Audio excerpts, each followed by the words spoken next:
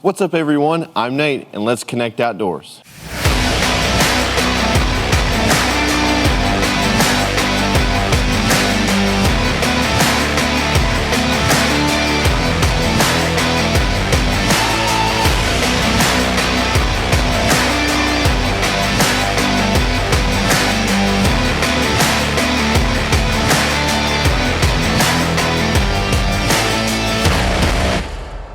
What's up everyone? Welcome again to another episode of Connect Outdoors. Today's episode we're gonna only focus on all things archery. Archery is near and dear to my heart and it's one of my favorite hobbies to do, is to go out there and to shoot my bow and get out there and hunt deer. It presents a challenge because it's pretty difficult. As with a gun you can shoot up to 200, 300, up to 500 yards. Well, with a bow, you have to get them in, if you're good enough, get them in at least to 50 yards to seal the deal. So we're gonna get talking about archery. We got 3 topics to talk about today. We're gonna talk about what types of archery there are. We're gonna talk about bow accessories and archery accessories, and then we're gonna get into bow setting up and tune-up. So let's get started. This is a recurve bow. As you can see that the limbs are recurving back. Traditional style archery is set up as instinctive shooting. What that means is like there's no sights. As you can see, it is just bare bow. There is nothing on this but a string and the stick. That's about it. And with that comes a lot of time, a lot of practice at the range. Now these bows aren't as fast and as hard hitting as the modern bows today, but these bows present a really hard challenge to the archer nowadays because this is it. This is all you have. Just stick an arrow on there and you're ready to go. As in a couple of episodes ago, we talked about the different ways to hunt and different places to hunt. Well, when I was talking about the McAllister ammunition plant, whenever they draw archery only tags and it's traditional archery, this is what I'm talking about, traditional archery. And another type of traditional archery is the longbow, which is the most common one found in history times. As you can see, it's very simple made, and it's rather long, which is why it gets its name, the longbow. And again, this is all it is. Traditional, no sights, instinctive shooting, but presents a very fun challenge for an archer and will get the job done out in the field. So next up on our list is the compound bow. The compound bow is one of my favorites of all the archery equipment there is. And so with these compound bows, I've got 2 here that are different styles, and this is more of like a kind of like a pro, more experienced type archer, and this one is more of like a beginner style archery. They both work very well out in the field, and they both definitely get the job done. So I have the compound bow here, and as you can see, it is a whole lot different from the traditional archery. And the reason why they call it a compound bow is because it has a cam system. As you can see, there's 2 wheel looking things on either end, and those are called cams. As you can see in the longbow and the recurve bow, there is no cams. It's just traditional style archery. Well, this one has 2 different types of string on it. It has your tension string right here in the middle, and then it has your string where you pull back here.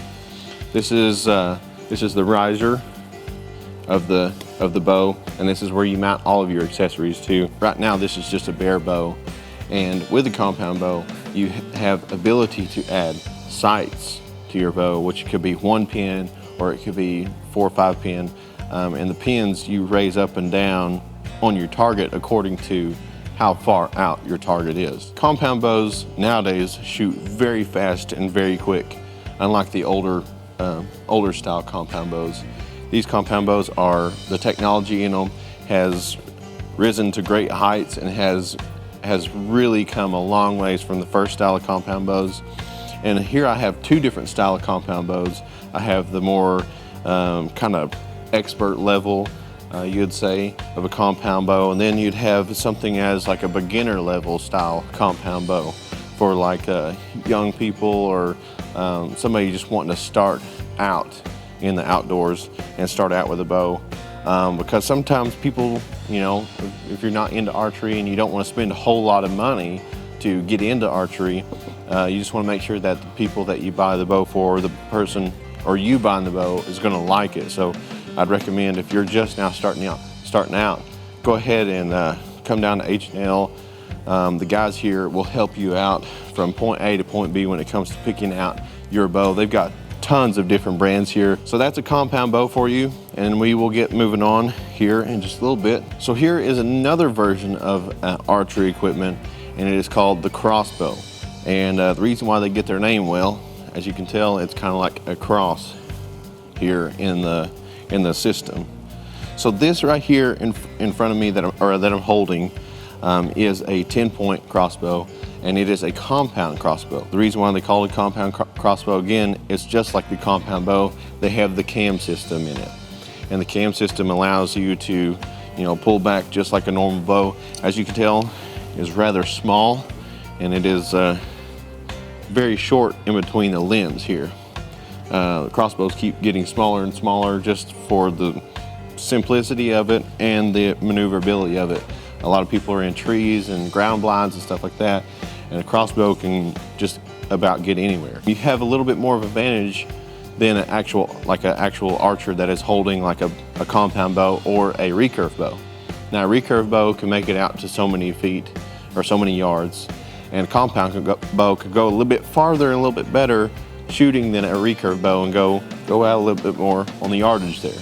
Now, a crossbow allows you to reach out there, 60, 70, sometimes maybe even 80 yards and be able to hit your target, unlike a recurve bow and a compound bow. But these pieces of machinery are amazing. Now, 10-point is not the only one that makes crossbows. There's so many different brands of crossbow, and there are different types of crossbow. This right here, obviously, we talked about it, is a compound crossbow. Next on our list right here is the Excalibur recurve crossbow.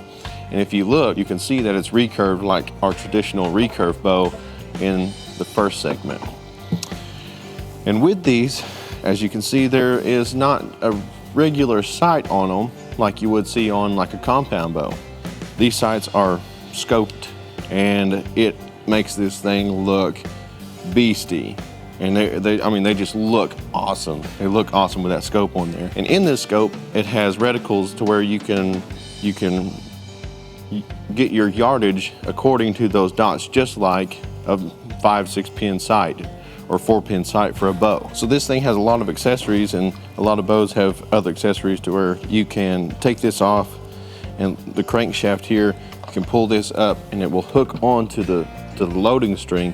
You pull it back and it will cock the bow, and then you just kind of like lay your bolt in on a crossbow. Now, another thing I'd like to point out that archery, when it comes to like actual bows, there's a difference in the arrow. The arrow is called the arrow on archery, on like bows, compound bows, and traditional bows. On a crossbow, it is called a bolt. But the crossbow bolt and an arrow is made almost exactly the same. Obviously, you can see that a crossbow bolt is very short because it does not need to be pulled back, 28 inches or 29 inches, depending on the archer's draw length. So there's crossbows. As you can see, they're a cool piece of machinery, and hopefully we can get one out in the field soon during this hunting season, and hopefully close the deal on a big buck with one of these. So don't go anywhere. When we come back, we're going to be talking about the top 5 archery accessories that you need this fall.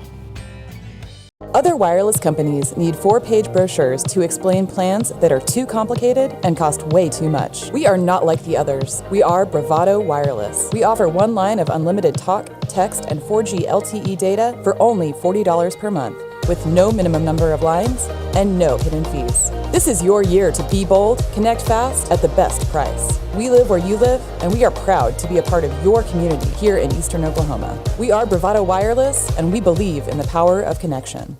You are called to be bold, to live out loud, to make the most out of every moment. You share these moments with your friends and family, side by side, across town and across the world. We are Bravado Wireless. We believe in the power of connection, coverage, speed, service, the latest technology. These aren't options. They're not special offers. They are obligations to you.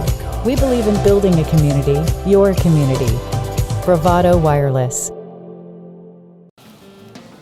So welcome back. We've got a couple of archery accessories right here, and just saying this is just a little bit of what you can add to your arsenal. There's a lot of stuff that you can get, but I've got a couple of pointers right here for you for beginners that you need before you head out in the field. So you go to H&L and you run down there in McAllister and you buy a bow. There's a couple things that you need before you get started, but I recommend one of the main things if you hunt out of a tree stand, one of the main things I recommend if you have a bow is a bow hanger. These things come in handy like crazy. I can't tell you how many times I've been up in a tree and I forget my bow hanger, or whenever I'm setting up a tree stand and I forget to put this in. I wake up really early, you get out to the tree stand, and then all of a sudden there's no hanger there for you to hang your bow on. And you're just sitting there the whole time with the bow in your lap. And to be comfortable means you can stay out there longer, and you always want to put comfort on your side. So if you're not having to hold your bow the whole time, and when you're holding your bow, especially if it's cold, a lot of times bows are made out of aluminum, and if you're holding your bow, even if you have gloves on, it's going to make your hands cold. So I went out and purchased a bunch of these, and every time I put up a tree stand, I make sure I have like a tree stand bag that's full of just little accessories like this. It'll make your life a whole lot easier. So go out and get a bow hanger. These things just work amazingly. I mean, you just screw it into the tree. Doesn't do a whole lot of harm to the tree. It just puts a little hole in the tree. And I've used these a lot. And if you could put your bow to hang it on the left or the right of you, make sure you position to where if the deer is coming in here, you want to kind of have it on the right side of you to where you can swing around.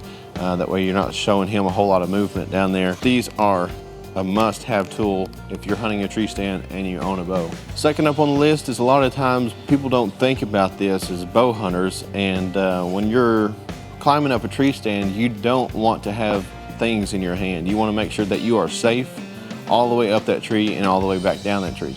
So in order to have your bow up there in the tree with you, you got to have a rope or something to get it up there with you. Well, this Hunt Made Easy makes almost like a wire inside of it, and what it does is it's noise free because it has the rubber coating on it, and plus you can tie it pretty quick and just kind of twist up on one of the limbs of your bow, and you can be able to pull it up. You can leave it out there year round and it won't be touched by the weather. But I mean, I remember that I've been up in tree stands and I'll get up there and I forget that I forgot my rope to get my bow up or my gun up or whatever the case may be. So if you're hunting in a tree stand, I suggest getting this rubber wire because a lot of times you'll be sitting there and maybe you got like a little metal hook on the end of your rope or whatever, and it clings around on the tree stand. Well, this has got a rubber coating, so it's pretty much silent. So I know I said I had 5 different things here, but these two pretty much go together. It is a trigger for your bow. So a lot of times, archers that are in the traditional style, they use their fingers and they pull back and they let go, and that's a traditional style. Now, as a compound bow, we like to use these trigger things that go around they clamp around the wrist. They just strap around the wrist via Velcro or like a belt loop or whatever. You just hook around there, and it allows you to clip around a D-loop on the string to where you could clip that on the D-loop, pull back, and then you can release via the trigger. But there are 2 different styles of these triggers. There's one, it's the thumb trigger, and allows you to clip on there and be able to pull back with these 3 fingers, pull back, and then you'll be able to shoot via the thumb. A lot of people like these. It just depends on preference, really. I'm very partial to the wrist strap trigger. I really like this one. And I haven't really got a whole lot of shooting time with the thumb trigger. So whichever one that you like, I suggest coming down to H&L Sports Shop and picking some up. I'm a big fan of the wrist strap trigger, and it's been tried and true, proven to work out in the field, but they both work, so go out and pick you one up. Next on the list for archers is a must have. You have to have one of these in your arsenal. What I'm talking about is a rangefinder. And in an archery situation, you're going to get into a predicament where you're looking at an animal that you are about to harvest and you don't know exactly how far it is away. So in order to make sure you know the exact range and the yardage on that thing, you need to have a rangefinder. Loophole makes a good rangefinder. There's tons of others. This one right here is very simplified, and what it does is you just point at an object, you just have it on. It's got a little crosshair in it, and the crosshair, you point at that, and it uses an IR laser beam to range what you are aiming at. So this is a great tool to have, especially if you have a 1-pin sight like I do. I like to have a 1-pin sight, and it's got ranges on it to where I could go there and I could range. Usually whenever I get into a tree stand, I'll go ahead and I will range like a tree, a stump, and some kind of objects around me to make sure I know that stump right there is 20 yards and that tree over there is 40 yards. I go ahead and range it that way. When the deer comes in a split second and I need to make a quick decision, I could go ahead and instead of grabbing my rangefinder, I could go reach up and grab my bow that's on the hanger and go ahead and take the shot, because I know that deer is standing about 40 yards because he's by the tree. So this is a good piece of equipment to have in your arsenal, and it will help you so much out in the field next time you're out. So up next on the list is target. If you're any kind of shooter of gun or bow, whatever the case may be, you need a target to practice. This is a bag target. There are all kinds of different targets that are out there, and the one I really like is the life-size targets. They're like cut out of a deer or elk or whatever the case may be, and they got the antlers and it looks just like a deer. It gives a little bit of a realistic effect to your shooting. But this is a bag target, and I recommend having this in your arsenal, because if you're getting out there and you shoot a couple times and you get out in the field, you need to be confident. You need to be confident. So I recommend shooting in off season and during season. And I recommend whenever you go to deer camp or whenever you go out and do stuff and you're traveling with your bow, bring your target with you. I can't stress that enough, because I don't know how many times I've gone to deer camp and I have not taken my target with me, and I did not test it. I did not make sure that the sights were correct and everything like that. And I've gone and I have missed a couple big opportunities. So I recommend making sure that you bring your target with you. Always have it with you ready, and shoot as much as possible. Get out there and shoot. A lot of times people say that if you wake up a little bit early, shoot a couple arrows before you leave for work. That's a good habit to get into, but always get out there, shoot, and go down to H&L Sports Shop in McAllister and pick up one of these targets. They got a bunch of them. They got all kinds of different targets. They got the life-size targets and stuff like that. So targets, it's a good thing to have in your arsenal. We hope you enjoyed this episode of Connect Outdoors. If you would like to win great prizes, don't forget to comment below with your best trophy photo, and at the end of the next episode, we will announce a winner.